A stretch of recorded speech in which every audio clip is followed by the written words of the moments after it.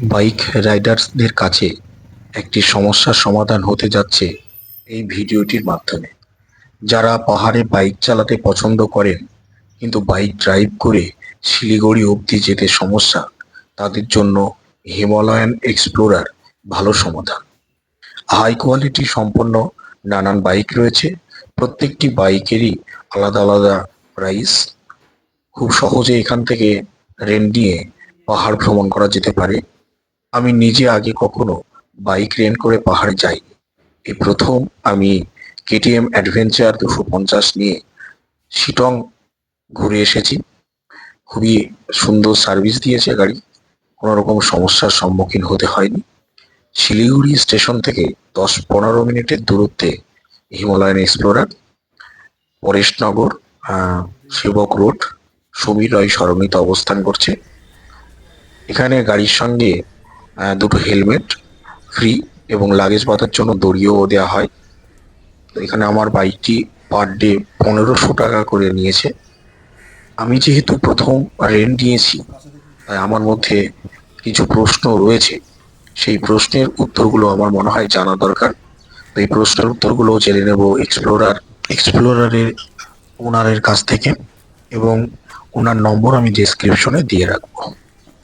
আপনারা যারা প্রথম বাইক নিচ্ছেন তাদের জন্য এই ভিডিওটি প্রয়োজনীয় হবে।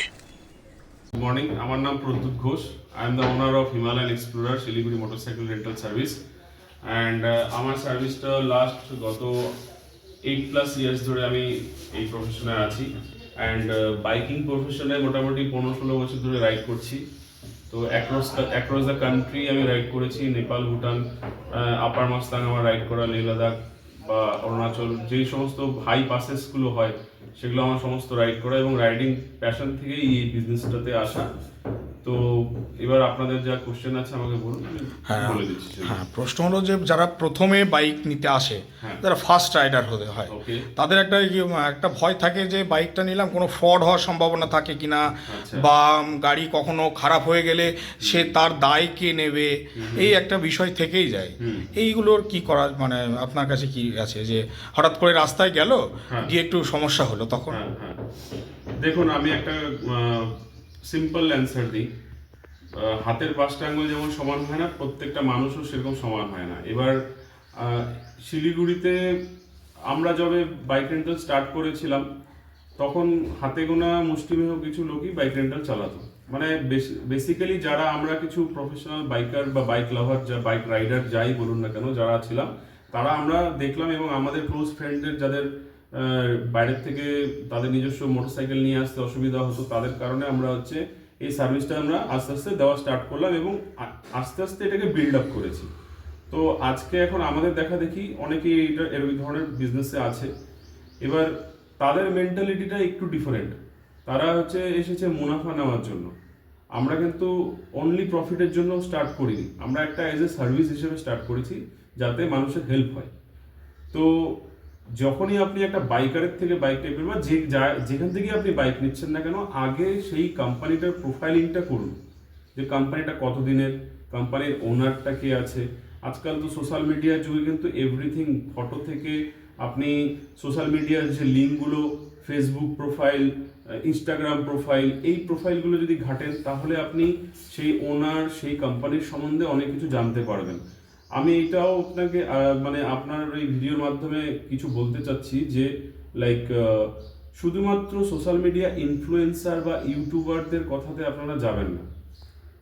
কারণ কি, অনেক সময় সেটা পেইড প্রমোশন থাকে, এবং এই ভিডিওটা যদিও ইউটিউবে যাবে, তো আমি বলে দিচ্ছি এটা কিন্তু কোনো রকম পেইড প্রমোশন নয়, একদম নয়, একদমই নয়। একদমই ঠিক নয়। আছে? তো তো যেটা আমার কথা, যে আপনারা নিজেরা যাচাই করুন। প্রত্যেকের হাতে স্মার্টফোন আছে, আপনারা আগে নিজেরা যাচাই করে নিন, রিভিউজ পড়ুন, সেই কোম্পানিটার রিভিউজ কি আছে, ওনারের সাথে 1-to-1 কথা বলুন, বা যে সংশ্লিষ্ট ব্যক্তি রয়েছেন, যিনি দায়িত্বে রয়েছেন, তার সঙ্গে কথা বলে সমস্ত কিছু যাচাই করে নিয়ে তারপরে বুকটা করুন। এবার আসছি সেকেন্ড কোশ্চেনে, যে বাইক ব্রেকডাউন হলে কি হতে পারে। মোটরসাইকেল এবং হিউম্যান বিং মোটামুটি অলমোস্ট সেম ক্যাটাগরির মধ্যেই পড়ে। তো আজকে ভালো আছে, কালকে খারাপ হতেই পারে। সমস্যা হতেই পারে। তো সমস্যা হলে সবার ফার্স্ট কন্ট্যাক্ট আপনাকে যেই লোকাল এরিয়াতে আপনি থাকবেন সেখানে নিয়ারেস্ট যে পাবলিক আছে তার থ্রুতে লোকাল গ্যারেজ, লোকাল টেকনিশিয়ান বা তাদের হেল্পটা নেওয়ার আগে চেষ্টা করুন। তারপরে যে এজেন্সির থেকে আপনি বাইক নিয়েছেন সেখানে আপনি কন্ট্যাক্ট করুন। তো অনেক সময় কি হয়, আমাদের রোড সাইড অ্যাসিস্ট্যান্স নেওয়া থাকে এবং আমাদের নিজস্ব ইনহাউস মেকানিকও থাকে, ঠিক আছে। এবং আমরা যেহেতু এত বছর ধরে এত মোটরসাইকেল ঘাটাঘাটি করছি, তো অনেক সময় কিছু টেকনিক্যাল জিনিস যেগুলো হয়, যেগুলো আমরা ওভার দ্য ফোনও আপনাদেরকে গাইড করে দিলে আপনারা নিজেরা সেগুলো প্রবলেম সলিউশন করে নিতে পারেন, ঠিক আছে। এবার মেজর ক্ষেত্রে যেমন লাইক টায়ার পাংচার হয়ে গেল বা অন্য কোনো ইলেকট্রিক্যাল ফল্ট হলো বা গাড়ি, বাইক বা স্কুটি যেটাই নিচ্ছেন সেটা হয়তো অ্যাক্সিডেন্টাল কারণে কোনো রকম একটা ড্যামেজ হয়ে তারপরে হয়তো কিছু একটা সমস্যা হলো, সেই ক্ষেত্রে আপনাকে এজেন্সির সাথে আপনার কন্ট্যাক্ট করতে হবে। যেখান থেকে আপনি মোটরসাইকেল বা স্কুটি যেটা হায়ার করেছেন তাদের সাথে কথা বলতে হবে।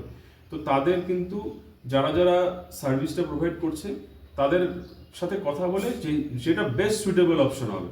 কারণ কি এমন কি হয়, আমরা যেই এরিয়াতে নিয়ে কাজ করছি তো বেশিরভাগই রিমোট এরিয়া থাকে, তো সব জায়গায় পৌঁছানোর ব্যাপারটা একটু থাকে, যে টাইম কনজিউমিং ব্যাপার থাকে। এবার সেটা ডিপেন্ড করছে যে কতটা মেজর ইস্যু রয়েছে। যদি সেটা ওভার দ্য ফোন হয়ে যায় তো ওভার দ্য ফোন সলিউশন হয়ে যাবে, আর যদি না হয় সেক্ষেত্রে টেকনিশিয়ান আমরা পাঠিয়ে দেবো, টেকনিশিয়ান গিয়ে তারা সেটা সলভ করবে। আর যদি এমন, আমরা প্রথমে ভেরিফিকেশনটা করে নেব যে ওভার দ্য ফোন যে কি প্রবলেম আছে না আছে, সেই অনুযায়ী দরকার হলে আমরা রিপ্লেসমেন্ট বাইক বা স্কুটি পাঠিয়ে দেবো, আচ্ছা, যাতে আপনাদের সমস্যা সেই ডিলেটা না হয়, সমস্যা না হয় এই ধরনের। মানে এটা টোটালি ডিপেন্ড করবে একদম অন দ্য স্পট সিচুয়েশনের উপরে। কারণ কি প্রত্যেকটা লোকের ক্ষেত্রে সিচুয়েশন আলাদা আলাদা হয়। এবার আমি যদি আমার এজেন্সির কথা বলি, এবার যেহেতু আমি নিজে একজন মোটরসাইকেল রাইডার, তো আমি কিন্তু আমার সমস্ত বাইককে খুবই অতি যত্ন সহকারে মেনটেন করি। হ্যাঁ, দেখে বোঝা গেল, আমি ঠিক আছে? প্রত্যেকটা বাইক দেখলাম। এবং আমার প্রত্যেকটা bike scooty time to time proper time অনুযায়ী মেনটেনেন্স থাকে, যার যখন যেটা রিকোয়ারমেন্ট সেই অনুযায়ী সেটাকে মেনটেন করা হয়, যাতে কিনা এই যে ব্রেকডাউনের সমস্যাটা আমি অ্যাটলিস্ট 90-95% আমি সেটাকে মানে টেক কেয়ার করতে পারি বাই মানে ডিফল্ট, যাতে আমার বাইক স্কুটি যেটাই প্রথমে যাচ্ছে ও যেন সুস্থ থাকে, তো যাতে রাইডিং এর কোনো প্রবলেম না হয়। এবার যদি সেই ক্ষেত্রে কোনো রকম কোনো সমস্যা হলো, সেই ক্ষেত্রে আমার সাথে কন্ট্যাক্ট করে আমরা ওটা মিউচুয়াল আন্ডারস্ট্যান্ডিং এ সেটাকে সলিউশনটা অবস্থা বুঝে ব্যবস্থা নেবো পরিষ্কার করে। এমন না যে আপনাকে জলে ফেলে দেবো, রাস্তায় ফেলে দেবো, যে আপনি নিয়ে গেছেন টোটালি আপনার দায়িত্ব, ওরকম কোনো ব্যাপার নেই। As a on a humanity গ্রাউন্ডে আপনি আমার থেকে গাড়ি নিচ্ছেন, তো আমারও রেসপন্সিবিলিটি আছে, ইভেন আপনি যে নিয়েছেন সেটা আপনারও রেসপন্সিবিলিটি, হ্যাঁ একদমই তাই, আমারও দুজনেরই রেসপন্সিবিলিটি, একদমই, হ্যাঁ। ব্যাস এইভাবে করে আমরা জিনিসটাকে সর্ট আউট করবো। ঠিক আছে, থ্যাংক ইউ দাদা। ঠিক আছে।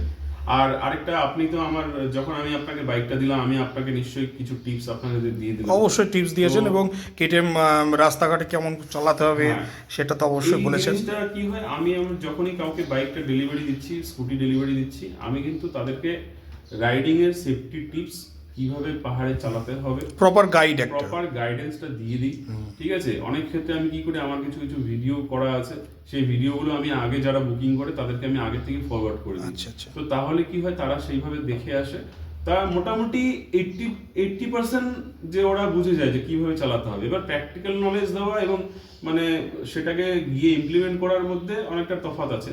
এবার যারা ওই ইনস্ট্রাকশনগুলো ফলো করে চালায় তাদের কিন্তু কোনোদিনও সমস্যা হয় না। দাদা একটা জিনিস, বাইক যদি আমি 12টায় নিলাম, আর ধরুন না 12টা না, এখন বাজে 9টা, তাহলে কখন দিতে হবে? যদি রাত্রে 9টা?